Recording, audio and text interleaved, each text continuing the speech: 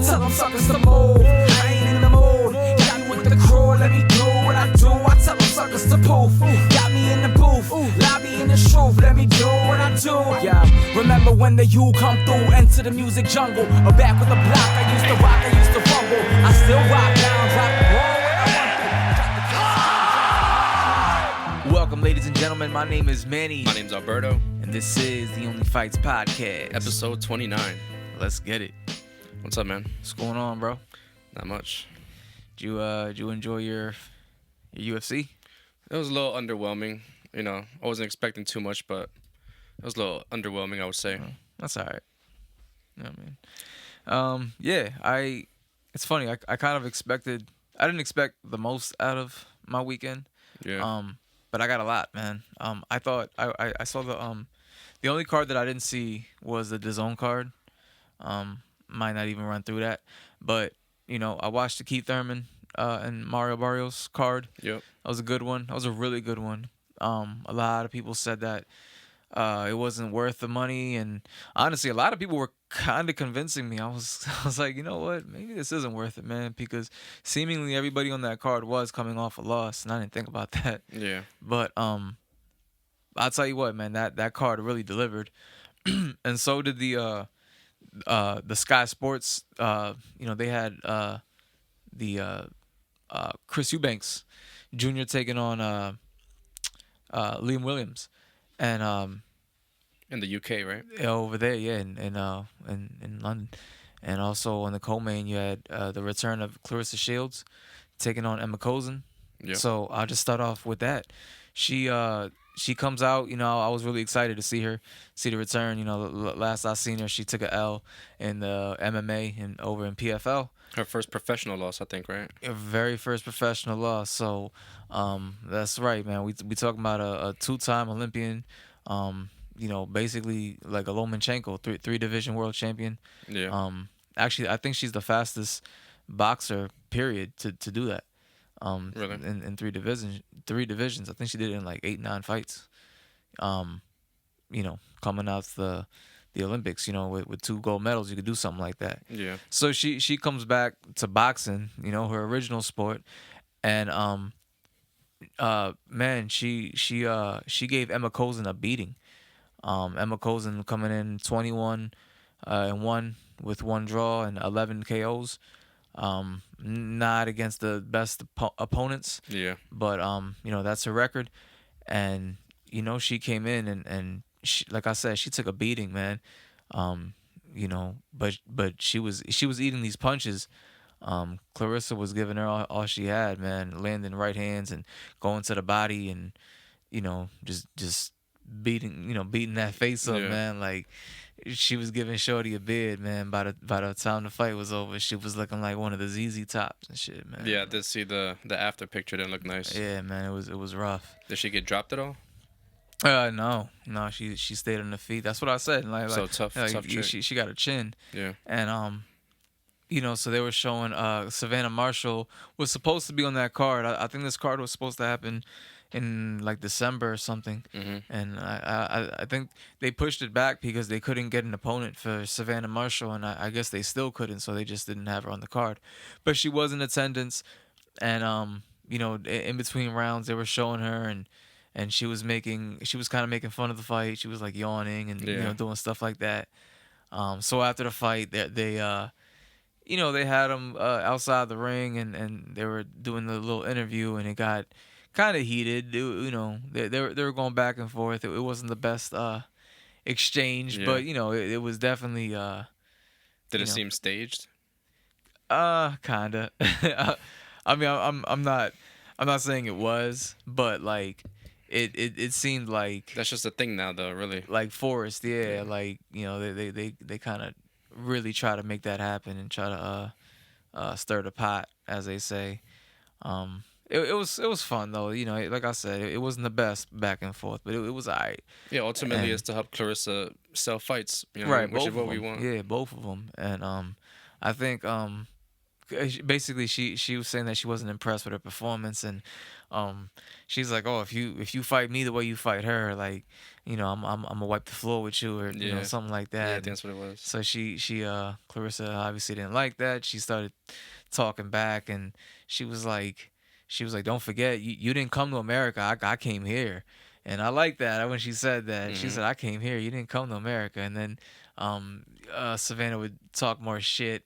And Clarissa was like, where your gold medals at? And, because I think she was saying about how she beat her in the amateurs. And she's like, all right, well, where your gold medals at? Yeah. And yeah, so it was pretty fun. So she beat her before she won the Olympic medals. Yeah. She just, Okay. I'm guessing Clarissa was like really young. Yeah. I don't know how I don't know how old Savannah is, if she's much older or whatever, but yeah, Yeah, they got some history there, so there's a little story to sell. yeah, and That's cool though. It's interesting. I'm want to watch. I'm looking forward to that because that's definitely gonna help the women's boxing, Yeah. along with the Katie Taylor and Amanda Serrano fight happening. So that's dope. Which seems to be getting a lot of attention. You know what I mean? I think so. Did you see what Bob Arum said about that? I didn't see what he said, but I saw some controversy about what he said. That people were mad. What did he say? Something he basically compared women's boxing to like WNBA or something like that, where he said like people don't really care about it as much. Yeah. And I'm just like, and I feel like that's just the old man logic. Yeah. He's from that era where maybe that was true back in the day. You know what I mean? Like when it first started.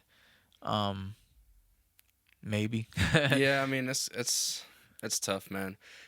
Like my argument is always just like skill level. Like I just want to see the sport at the highest skill level. You know what I mean? So Right. like, and there are some women that are at that. Maybe not all of them. Maybe not as many women as there are men, but there are some. You know what I mean? There are some women that are, fighting at a high level. The more attention it gets, it would only get better because course, yeah. then more women would want to do that. Yeah.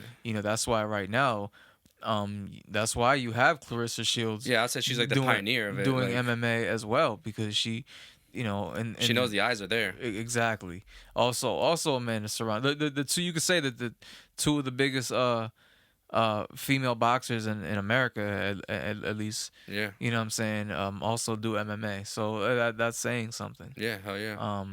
Yeah. So I don't know, but that was that. The main event. It was pretty good, man. You had Chris Eubanks Jr.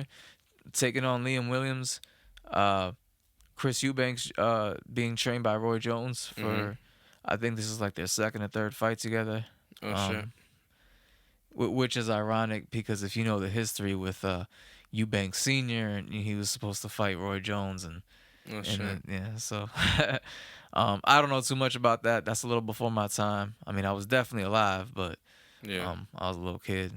I didn't follow boxing politics during that time. But nah, man, it was a pretty good fight considering the amount of knockdowns. Let's see.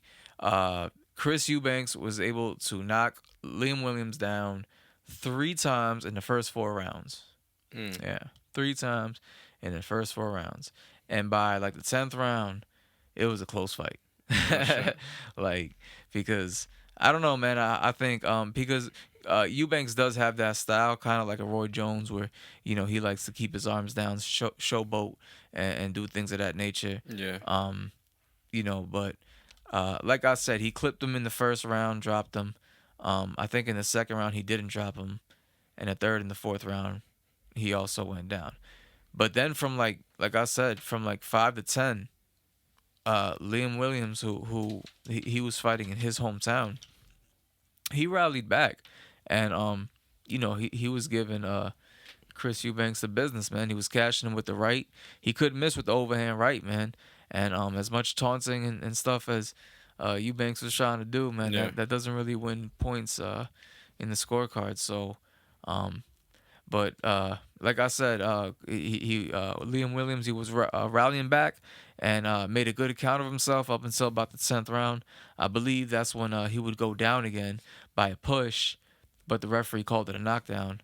I was very furious about that. Yeah, and either the 10th or the 11th. I can't remember, but after that, it kind of seemed like that was it for Williams. You know what I'm saying? Like, and he would lose a unanimous decision. What weight class is that? Middleweight, I believe. Yeah, 160. So Chris Eubanks has been pretty adamant in wanting, some of those guys at 160, like Triple G and Canelo, obviously. Everybody in that way, even outside of his weight classes, they always got to bring his name up in case they get that payday. Fuck yeah. I think he called out Charlo. I'm not sure, but you know, um, look, man, the guy has power. You know what I mean? Like he's good. He only has losses to George Groves and Billy Joe Saunders. Um, so he's a good fighter, but I don't know, man. I don't know if it's like the ego. You know what I'm saying? He has, being that he's the son of a legendary fighter over there in the UK. And his coach being Roy Jones. He's not as bad, but he has like that, like the Julio Cesar Chavez Junior vibe. Ooh. Where he's I don't know if that hunger's gonna be there. Like I don't know how, because again he already has 2 L's. Um, good fighters, especially Billy Joe Saunders, but you know I just don't see him like being like elite, I guess. You know what I'm saying? Like I think he's pretty good. I think he might give some of the guys at 160 a run. Mm-hmm. He might be able to. I don't think he'll beat Triple G, based off what I saw. Yeah, I don't think so. Cause, what do you think it was? You think he got like overconfident in the fight, or? I think like, well, it was either like overconfidence or once Liam Williams started to figure him out, he was trying to just like adjusted. Yeah. He didn't know what to do, and instead he just kind of did that. But I don't know. Like I said, I'm not too impressed by a dude. Like, he's good. Will probably make a good account of himself against the lower level and in the mid tier, but I think he's just gonna be food. Yeah. For somebody, maybe a Triple G, maybe a Jaime Munguia. Actually, now that I think about it, that'd be a really good fight. Chris Eubanks Jr. versus Jaime Munguia. Yeah. Yeah, cause I feel the same way about Munguia. Like, I mean, he's young, but I felt like not ready yet. He hasn't progressed much in his last couple fights. He hasn't shown me much progression. More or less, just the same old walk you down, knock you out, and that's not gonna work with everybody, especially once you step it up. But I would like to see that fight though. Yeah, you know what I'm saying? Sounds good. Yeah, but that was the the Sky Sports over there in the UK. Word. It was alright, man. They had some good fights earlier. I think Otto Wallin had a victory. Caroline Dubois, the sister of Daniel Dubois, heavyweight contender. Mm-hmm. She made her heavyweight or her pro debut. She made her professional debut. Not a heavyweight. I forget the weight class, but certainly not a heavyweight. Yeah. Who else? Was it Jenkins, right? Taking on Julius Ndongo. Yeah. Yeah, it was a good card. It was definitely worth the pay-per-view. I don't think people griped about that as much as the Thurman pay-per-view, but so those were separate, right? Or were those the ones that you get together? No, no, that was separate. Yeah, that was, like I said, that's Sky Sports. We had to watch it on Fight TV or whatever. We had to cop it on that, but yeah, well worth it. Nice. Yeah. Yeah, and then we had the UFC card on ESPN Plus. Like I said, I wasn't really expecting much because when I looked at the card, I didn't really even know any of the other fighters on there, and I did watch the main card, but like I said, it was kind of boring to say the least. Yeah. The main event, I'll definitely talk about was Jack Hermansen versus Sean Strickland, middleweight fight. Hermansen was ranked 6 and Strickland 7. So that was a good matchup. Hermansen, he almost got a title shot in like 2020, but he lost to Marvin Vettori, and that's when Marvin Vettori went and got his title shot against Izzy. So he kind of had to work his way back up. He had a couple wins last year, and so he was fighting this guy now. Hoping to get a title shot if he wins here. Same thing with Strickland. Strickland's hoping to get a title shot. He actually came up. He fought. He's been around for a while. He fought at 170. He even fought Kamaru Usman back in 2017. Obviously Usman beat him, but he had a bunch of losses at welterweight. He took off 2019, and then came back 2020 to the middleweight division, and he was he came into this fight 3-0 pretty much in the middleweight division. So hoping to beat Hermansen and get a title shot. But like I said, neither fighter is like super exciting to watch. Hermansen's a wrestler, and Strickland is he's a striker, but he's more like just like a counter puncher. He's and neither guy has like a real knockout power. So I was kind of expecting this to go all 5 rounds. First round, Hermansen was being really aggressive, applying a lot of pressure on Strickland, and landing a lot of hard calf kicks and body shots. Strickland was definitely landing more punches to the head, and doing damage. He was had his nose bleeding pretty early. Hermansen had a couple takedown attempts early in the first round, but wasn't able to get him down. Strickland was able to keep it on the feet. So, but I think the first round was pretty even. I thought so. Even though Strickland was landing, more punches to the head, Hermansen was doing really good work to the body, and was like real relentless with the low calf kicks, like chopping his leg down. Even though Strickland didn't seem fazed by it at all, really. Second round, Hermansen is still kind of patient, not forcing takedowns, but trying, when he sees the opening, trying, but didn't get any. By the third round, you could see Hermansen's will really starting to break, and not being able to secure a single takedown. He starts going for more desperate attempts, and just really doesn't look good. And then he starts rushing in and starts playing into Strickland's game. Starts getting counterpunched and starts getting beat up pretty much. And that was pretty much the story, for the rest of the fight. Hermansen went 0 for 8 in takedowns. Wow. So didn't get a single takedown. Strickland was really impressive with the takedown defense.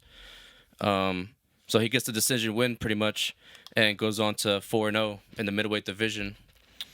And he asked for a title shot, but it just wasn't very impressive. And we know how this game is. Like you gotta get the fans excited. I mean? Like, it's not impossible to be ranked 6 or 7, 6 and 7, and get a title shot off that fight. But I don't think it was enough. Right. Because next week we got Izzy and Whitaker, so he's pretty much calling for the winner of that fight. So a not bad idea to say it, I guess. Just like we said, people calling out Canelo and shit. Yeah. That's what the game is about now. But yeah, it was a good win for him.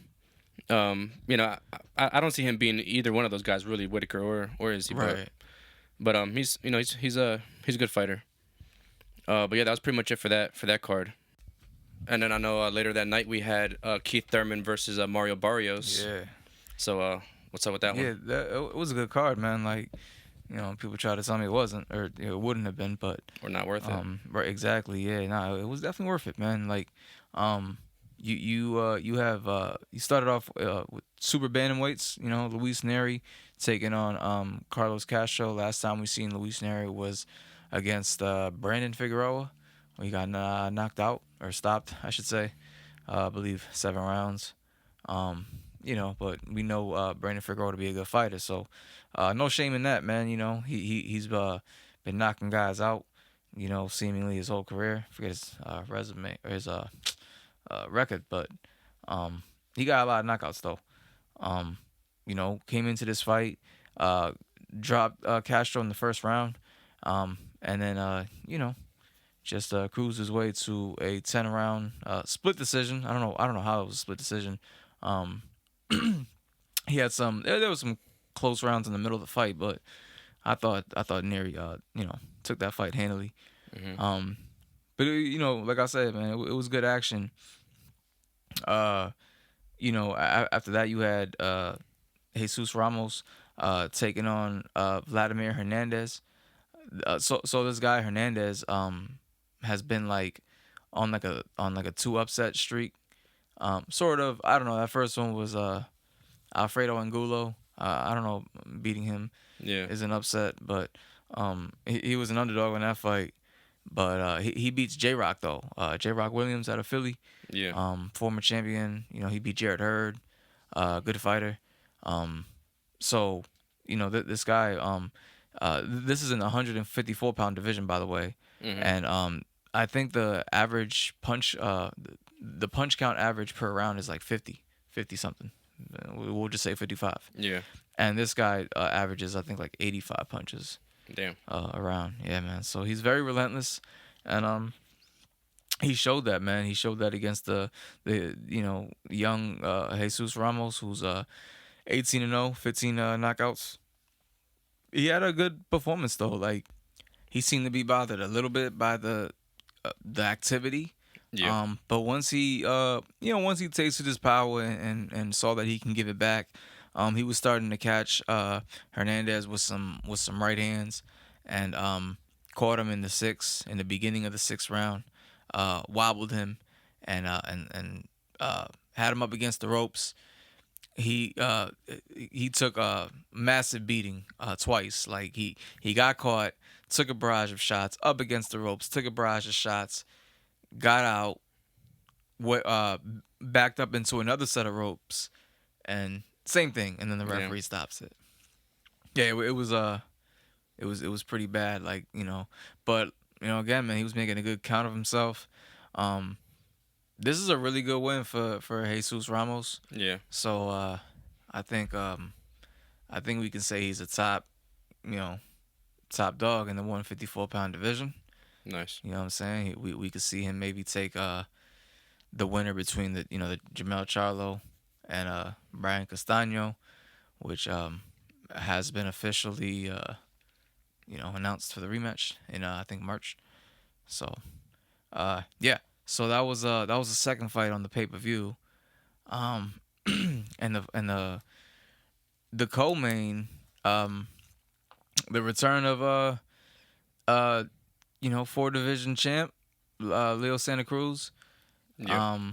taking on Keenan Caballo. Caballo, came into this fight pretty massive underdog. I was hoping to see Santa Cruz get a stoppage, but he didn't do that. It was a 10-round fight. Santa Cruz cruised his way to a pretty easy victory. Good one. Caballo was complaining in the corner about an injury where he couldn't throw a jab. He couldn't throw his jab.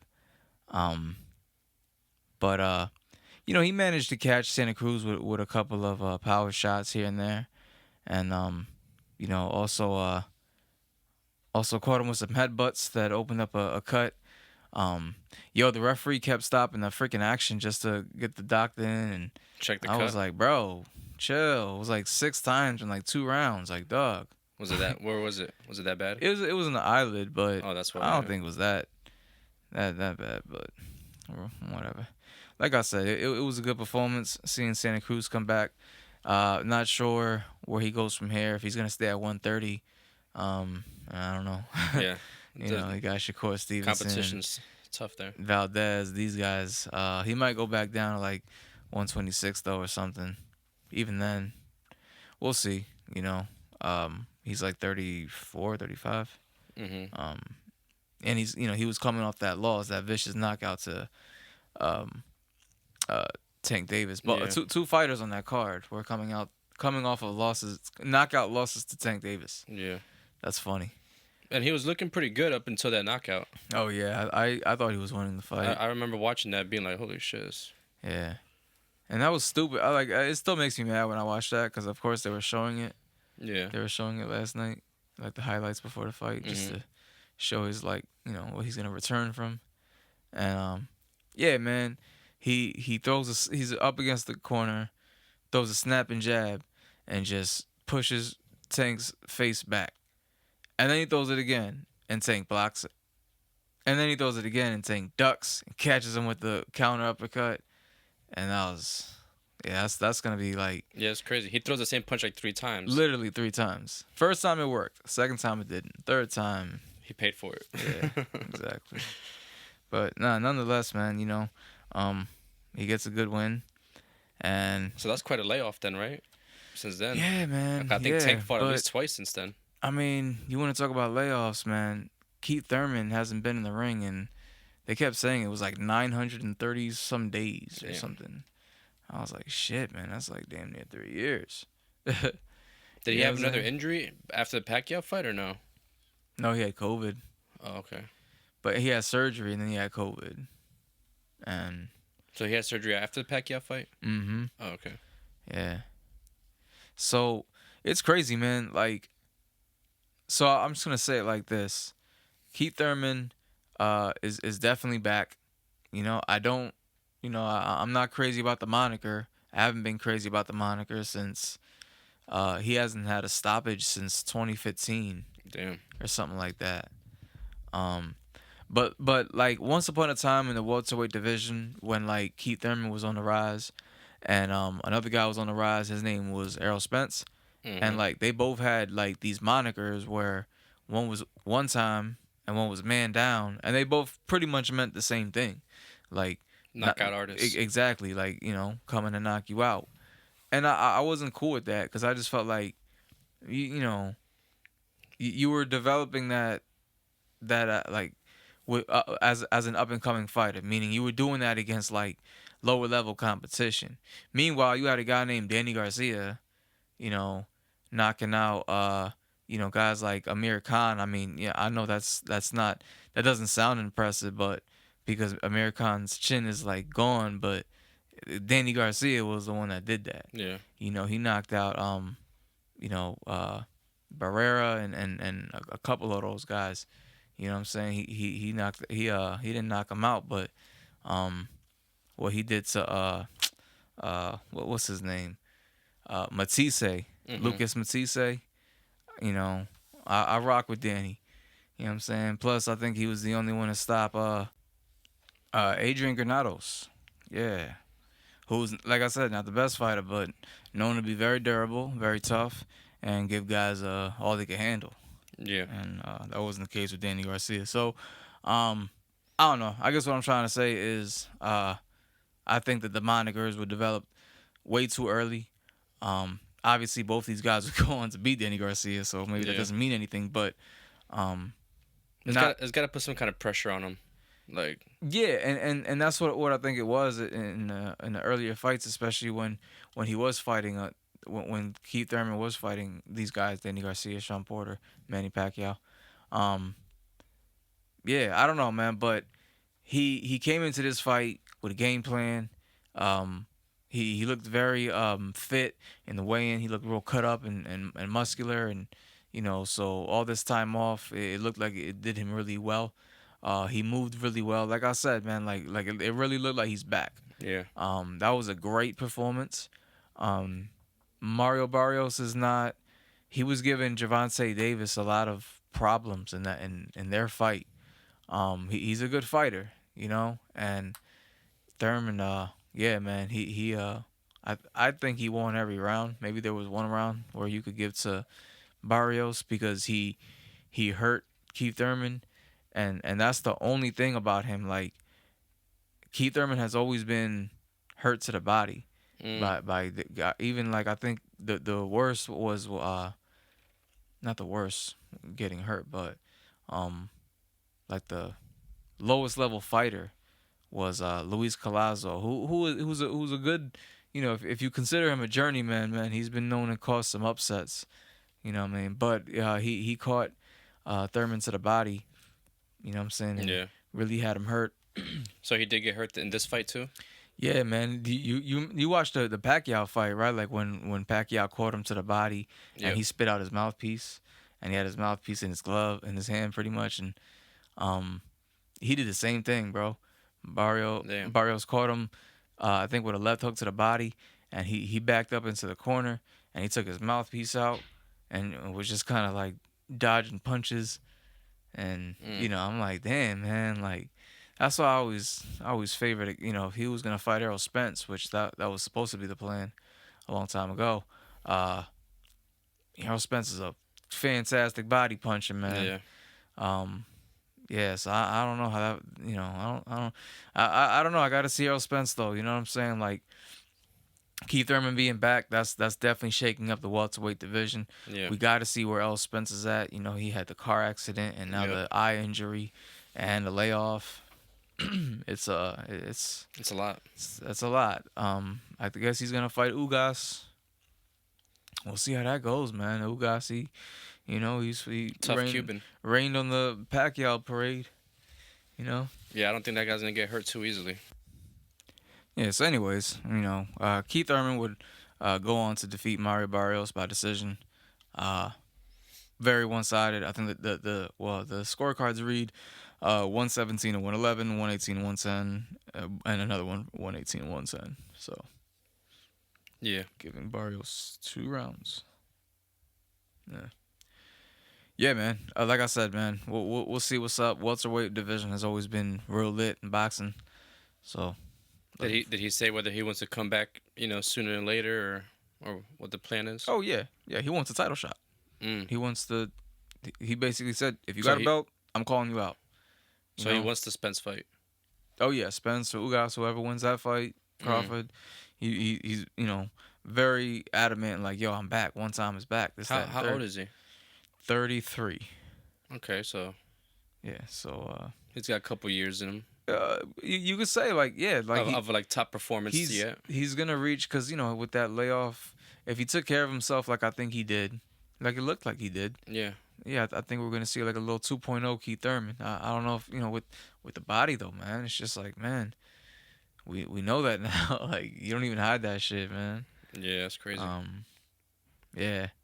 Shout out to Sean Porter. He was working the commentary. Did you see what he was wearing?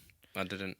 He had like a half white, half like the cover of Scarface, like the cover of the movie, like where it's he has a suit that make it seems like it's half white, black, half black. Yeah, like it's like that, except it's real life and it's yellow.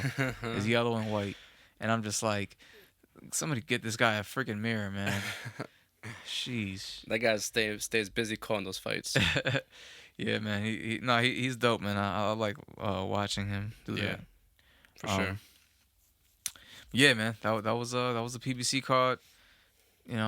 I think it was definitely worth the money, man. I think it was definitely worth the pay-per-view. That's good. You know what I'm saying? If y'all disagree, it's all good. Yeah. Next week, let's see. I think that next week is that no, that's not that fight. That's the Izzy fight, right? Yep, we got like four weeks in a row now, of all like really good fights. Actually, it was really 5 starting with this fight, but this fight wasn't too great. But yeah, the next 4 weeks, man, we got some crazy fights. You want me to go through those real quick? Well, I was just gonna mention a few. Yeah, go ahead. Next week on DAZN, you got John Ryder taking on Daniel Jacobs at 168. And that should be a good one. Nice. And the week after that, you have, I thought about this, Amir Khan versus Kell Brook. So how long was Manny Pacquiao versus Floyd Mayweather? Like, how long was that fight overdue? Like 5-6 years? Probably. Yeah. It happened in 2014. I was calling for that. I think they started calling for that fight as early as maybe 2008. Maybe 09? That sounds right. Yeah, because that's when he 2008 beat. sounds right.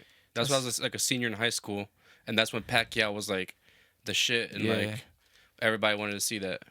So let's do the math. So what's that? 6 years? Yeah. So Amir Khan versus Kell Brook is about to happen in 2 weeks. This is crazy. And that fight, I thought about it. I'm like, yeah, they wanted that fight around the same time. They've been calling for that fight since like 2012. I'm assuming when they were like both in their prime. Yeah, because that's when Amir Khan beat Maidana, and Kell Brook beat Sean Porter. Mm. I think. Well, he beat him in like 2014, but before that he was on the run, and these are two top stars out of like UK. So yeah, man, we're talking about 10 years, bro. That fight was like 10 years in the making. So that's crazy. It's about to happen, bro. But that should be a good one. But does it mean anything at this point?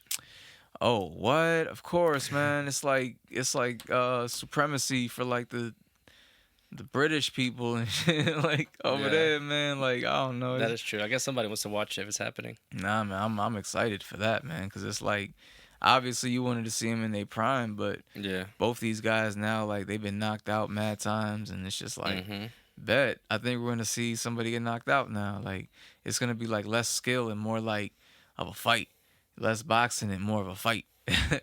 So, I got Kell Brook, man. You know he fought in bigger weight classes. Yeah, I think I've seen Amir Khan get knocked out more.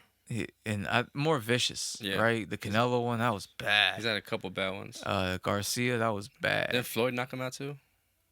Nah, he never fought Floyd. No? I wanted him to fight Floyd, man. I thought before he got knocked out, before he started, getting his chin cracked, man, Yeah. I thought he would have been able to, because he's fast. That's the one thing about Amir Khan. He's fast as fuck. He's Yeah. one of the fastest fighters I've seen. You know what I mean? And Kell Brook, though, like, they both got knocked out by Crawford. Mm. Kell Brook got knocked out by Triple G. And then Errol Spence back to back. Damn. They both broke an eye socket. Triple G broke an eye socket. Errol Spence broke another, I believe. Damn. Very next fight. That's crazy. So yeah, and then the week after that you'll have Josh Taylor versus the return of Josh Taylor. Speaking of the British supremacy, undisputed championship on the line, 140 pounds. Jack Catterall. That'll be on ESPN Plus. Same night you have Roger Gutierrez versus Chris Colbert. For Colbert's WBA junior lightweight title. Some good fights coming up. Lawrence Okoli taking on Michael Cieslak for the WBO cruiserweight title. That's also on the zone. The very next day, 27th. March 4th.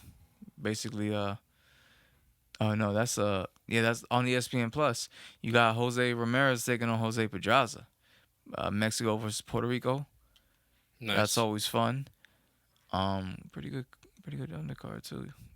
Gabe Flores Jr. taking on Abraham Montoya, Joel Gonzalez on there, and then some prospects. So, and then on that same day on the zone, man, Chocolatito Gonzalez, taking on Julio Cesar Martinez. So that's a late replacement opponent that I did not get upset about. I was like, let's go. That's a good fight. Even though I wouldn't have minded the trilogy with Estrada, because both of the first two fights were fight of the year contenders. So, but I think this is gonna be just as good. Word. So I'm really excited. That's just a couple fights coming up. I didn't even get to the key ones, like the Shakur Stevenson and Oscar Valdez and Amanda Serrano, Katie Taylor on the same day, April 30th. They're trying to call for Tyson Fury versus Dillian White the week before that, but that's to be announced. Yeah. And I know AJ and Usyk are gonna have their rematch soon enough. That should be announced soon. So, future looks bright. Word. Speaking of heavyweights, I wanted to talk a little bit about the hot topic with Francis. Oh yeah. Did you see what Dana's excuse was? I haven't. He said he had to take care of something in the back. That's why he didn't put the belt around Francis. That's all he said? That's all he said. That he said that it's happened before where he's missed putting the belt on and he's missed a press conference. He said it's happened before. He said I had to take care of something in the back. And that was all he said. It's fucking it's crazy, man. I feel like Dana White, that was just such like a bitch move, man. Like, yeah, that was just fucked up. So I was watching Ariel Helwani's show and he had Randy Couture on, and Francis actually fights out of his gym. He trains at a Extreme Couture. Okay. But Randy's saying that he doesn't really have any like interaction with Francis too much. Like, obviously he sees him or whatever and they talk, but he's not like he's not really working with them at all, really. All right. And so Randy was pretty much sharing his experience when he was a heavyweight champ. I remember this. I didn't know the details, but he spoke about it. It was pretty cool how he had 2 fights left on his contract at one point. He wanted to retire, but before he he was always older. He was always like an older guy. Right. So he wanted to retire, but he wanted to fight Fedor. And so he asked, pretty much was begging Dana White to make that fight happen. And Dana just didn't want to make the fight happen. And apparently it was all because of Fedor's representation again. He just didn't want to do business with whoever it was that Fedor was represented by. I remember that. I remember reading something like that. Yeah, me too. I remember vaguely Randy Couture having some issues. So he pretty much threatened Dana, was like, all right, well, I'm just not going to fight out my contract. I'm just going to wait it out. Because just like Francis is in a situation where I said last week, where he said that his contract in 18 months, whatever, will expire, and then he'll be free. And then he'll get out of the champion clause or whatever. And Randy was saying that there's no way they're going to let him do that. Because Randy said when he threatened to do that, they threatened to sue him. And then I think Randy went to court with them at some point, just in the beginning, and then realized that they were just gonna try to drain him of all his money with lawyer fees and stuff. You know what I mean? So he chose to not go through with the whole lawsuit or whatever, or defending it. You know what I mean? And he ended up I think he ended up either retiring, or he might have he fought one more time, because then he lost the belt to Brock Lesnar. So he did lose the belt at some point and then retired. But yeah, so he was pretty much saying that he doesn't think they're gonna let Francis walk away. He said that they're gonna either force him to fight, or not. They're gonna sue, they're gonna threaten to sue him, or they're gonna sue him, and make him fight. Wow, It's fucked up, man. And it's just crazy. I feel like Dana always did a pretty good job of having the fans on his back and shit. And now he just looks. I think he just looks so bad, and it's almost like he just doesn't want to change. You know what I mean? I think he just doesn't like how all these other organizations are coming up, and there's all these other, I guess, agencies that, that manage fighters and stuff. It's like he only wants to deal with, the shit the people he's used to dealing with, and that's it. The agents that we got, the company we fuck with, you gotta get agents from this company. yeah, And it's just this sport, he always talks about the sport growing, with the sport growing and all these different organizations, of course there's going to be different people you got to fuck with, and yeah. he's not going to have any choice. And it's going to get to the point where eventually these cross promotional fights are going to have to happen. You know what I mean? It's going to get to the point where we're going to have to see the Bellator champ versus the UFC champ in whatever division. You know what I mean? So it's just fucked up, man. And I feel like Dana White just owes it to the fans. I think he just owes it to us, man. After everything too, that's the new things that's happened. He made us get ESPN Plus, and now the pay-per-view number went up this year too. It went up to $75. It went from $70 to $75. Wow. And so I think he owes us to pay him. You know what I mean? We deserve to see John Jones and Francis Ngannou. He deserves to give us that fight. I just think it's fucking crazy what's happening. Yeah, you're right, man. That's nuts. And I usually always kind of defended Dana, because I thought he always was pretty fair and everything. But now all this shit, it's dude, you owe it to the fans to do the right thing. Right. And I just don't understand why he wouldn't want to pay Francis. This dude got the craziest story. And I did notice this. I heard this on another podcast, and it was a great point, that the UFC never talks about Francis' story. We only know about that because he went on Joe Rogan and talked about it. Yeah. But dude, he literally has a movie life that why wouldn't they be talking about that at every fight? The shit that this guy went through and all this shit. They never really talk about that. It's pretty crazy. Yeah, that's insane. So I don't know. I kind of hope that he does leave now and go to another organization and keep winning and become really, go to a PFL or to a Bellator and help them get bigger. Right. And then, you know what I mean? That'll be some crazy story, right? He goes to Bellator or something, and then a couple years Dana has no choice but to do some kind of cross promotional fight. Right. Yeah. Man. And fucking Ngannou will be representing Bellator. Or you said, if he can build up a company, another rival company to the point where they can afford to offer John Jones more money, and then snag him, and then they can make that fight without even having to do telling you, man, that I'm gonna stick with that prediction, man. That's my prediction. Well, it's funny now because Dana wasn't talking about John Jones at all, just a few months ago, or not even right before the Ngannou fight, he was saying how, he doesn't even know if John Jones is really even going to go up to heavyweight. And now he's saying, oh yeah, the next, if Francis being out, we're probably going to do an interim title shot, and it's most likely going to be John Jones and Stipe. Like, he just said it like that. And now all of a sudden John Jones, you want John Jones to fight and all this shit, because you know that you get John Jones a fight for the heavyweight title, and that's your best shot at people kind of forgetting about Francis. You know what I mean? Obviously we won't, but for I think some of the casual fans, that's an easy way to kind of brush that, or try to brush that over. Right. Yeah. So because John Jones got some star power, obviously, but yeah, man, it's just fucked up. And I would like to see that fight. I want to see John Jones fight. But I do want to see Francis in the UFC. I think he belongs in the UFC. And I think that, the UFC does a good job promoting. I think, they should be involved. Like, why wouldn't you want to be involved in the boxing thing? If Francis wants to box, why wouldn't you want to be involved in that? You know what I mean? The UFC does a good job promoting. You know what I mean? That's undeniable. But they just got to get it right on the money side. Yeah, man, it's frustrating. That's crazy how much of a mess that is. Yeah.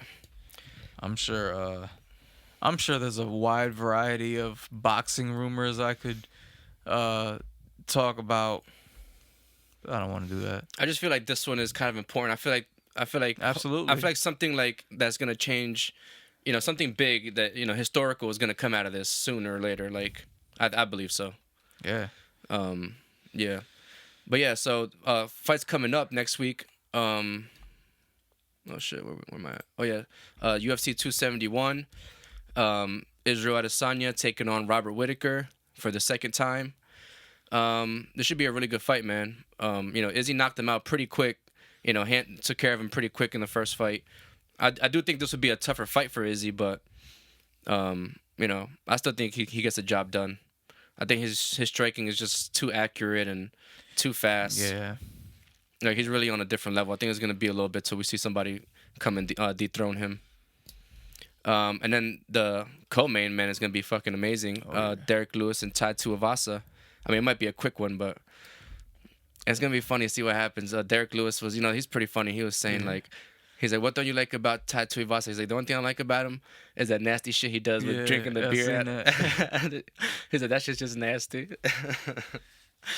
Yeah. I have the same sentiment. I wouldn't fight him, though. But you can't help but root for the guy. And then middleweight fight as well on there, Jared Cannonier and Derek Brunson. That should be a pretty good fight. I can see one of them getting a title shot. Well, mainly Jared Cannonier. I feel like the pressure's on him. I feel like he's been kind of overdue. His last fight, he fought Robert Whittaker, but Jared Cannonier broke his hand in that fight, so he wasn't able to really do much. Izzy was kind of expecting Jared Cannonier to have a good performance so he could fight him. So same thing here. If he has a good performance against Derek Brunson, then he can possibly get a title shot. So that's next week.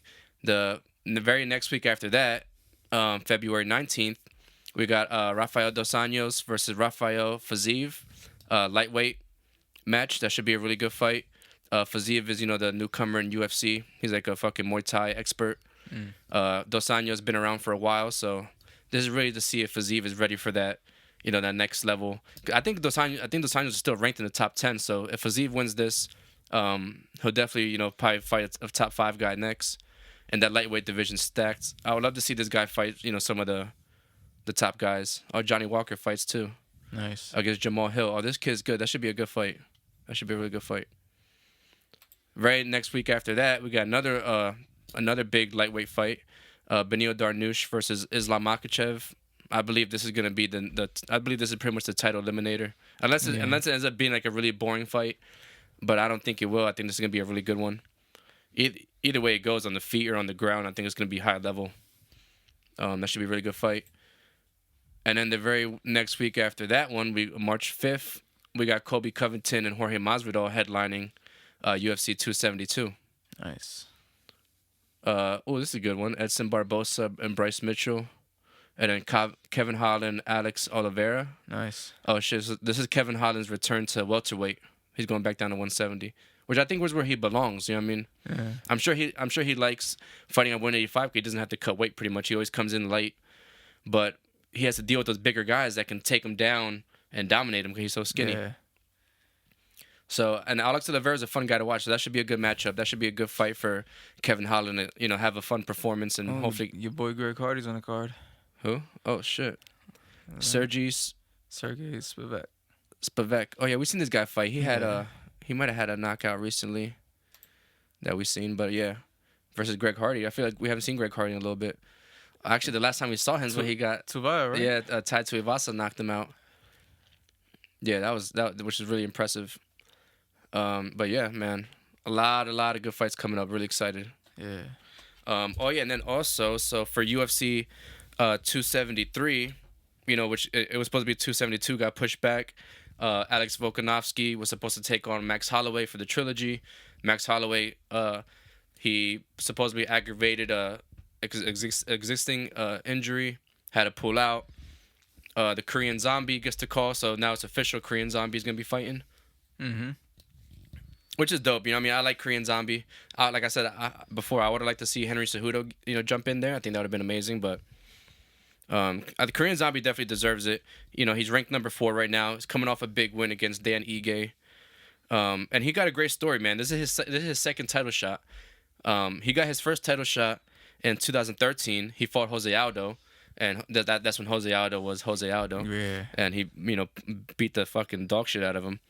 And then after that, he went like on a 4-year hiatus, and a lot of people don't know this, but he's from Korea, obviously, and so I guess they have a thing which I know, and in Colombia is the same thing. They have like a 2-year military mandatory service thing that like all the males have to serve 2 years in the military, like in some form, whether it's like in something you have to work for the military, in some form for 2 years, and he pretty much got called for that after that loss to Jose Aldo, and went and served 2 years in the military in the Korean Navy, and then came back in 2017 and worked his way back up, and now he's getting another title shot. That's crazy. Crazy, right?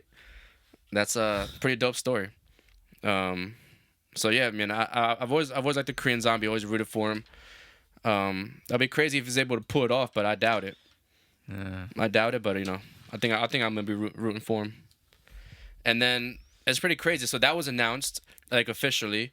And then, like, literally 5 minutes later, I saw Max Holloway announce that he was cleared. He was cleared to start training, and now he wants to weigh in as the alternate for that fight. The fight that it was supposed to be his fight, you know. Yeah. Anyway.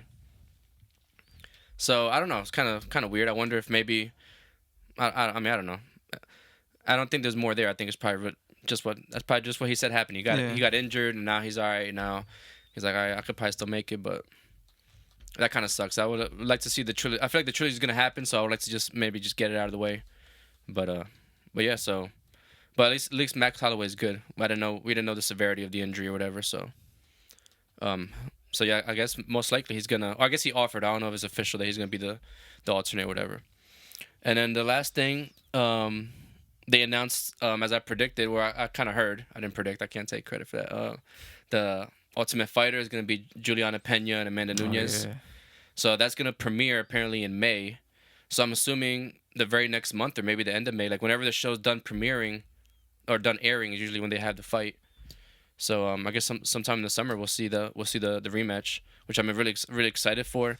I saw something where they were doing an interview. It was kind of hard for me to understand Amanda, but like Juliana Pena pretty much said that she wants to fight her now at featherweight. She wants to take her other belt. Oh wow! And so it wouldn't be a rematch for the other belt. So I don't know. And then Amanda, I didn't understand exactly what she said, but what I got from it was kind of like she at this point she doesn't care. She said pretty much I don't care about belts. She said I just want to prove that I'm better than her. So I don't know. I don't know if that's really gonna happen or what, but that would be kind of crazy. If she becomes double champ right away and just fucking snatches both belts from her. Yeah. That'd be some shit. No, that ain't happening. I can't see that. Yeah, I don't know. Especially Amanda heavier. You know, she hadn't cut that weight in a little bit, so yeah. You know what I mean? At the heavier weight class, she might be more comfortable. But I really think she's also gonna just be more on point. Like I'm sure this was a huge awakening. I think she's really gonna be on point, and I'm sure it's gonna be maybe not an easy fight for her, but it's gonna be a way better fight. Yeah. For sure. But yeah, man, that's all I got. Word. Yeah, Mo. pretty good weekend of action. I'd say. And a lot of good shit coming up. Word up. Well, until next time, my name is Manny. My name's Alberto. This is the Only Fights podcast, and we out. Peace. Peace.